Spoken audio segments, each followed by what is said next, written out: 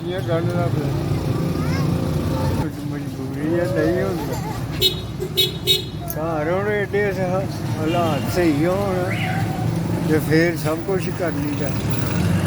ਬੱਚੇ ਨੇ ਤੇ ਉਹ ਵੀ ਆਪਣਾ, ਦੋ ਬੱਚੇ ਨੇ, ਇੱਕ ਫੌਤ ਹੋ ਗਿਆ, ਇੱਕ ਨਸ਼ਈ ਹੋ ਗਿਆ।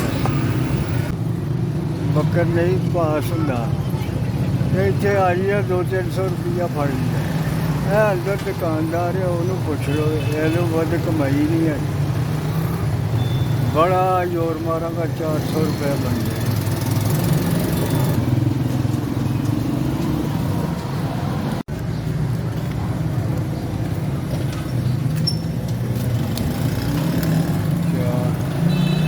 ਚਾਰ ਆਹ ਜੀ ਦੁਆਵਾਂ ਹੀ ਕਰਨੀਆਂ ਉਹਨਾਂ ਦੇ ਹੱਕ ਚ। ਚਲੋ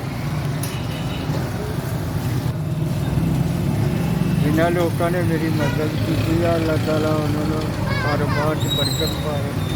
ਜਿਨ੍ਹਾਂ ਲੋਕਾਂ ਨੇ ਮਦਦ ਕੀਤੀ ਹੈ 4000, ਅੱਲਾਹ ਉਹਨਾਂ ਦੇ ਕਾਰੋਬਾਰ 'ਚ ਬਰਕਤ ਪਾਏ, ਹੋਰ ਸਾਡੀ ਮਦਦ ਕਰ। ਪਾਕ ਉਹਨਾਂ ਨੂੰ ਜ਼ਿੰਦਗੀ ਦੇਵੇ, ਰਿਜ਼ਕ ਦੇਵੇ, ਹੋਰ ਤੰਦਰੁਸਤੀ ਦੇ।